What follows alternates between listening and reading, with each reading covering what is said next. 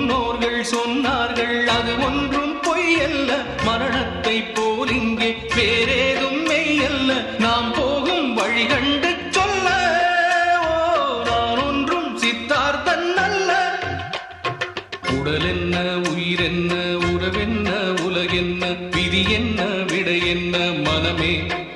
ஓடும் நதியெல்லாம் கடலோடு உடலெல்லாம் மண்ணோடு உயிர் போகும் இடமெங்கே மனமே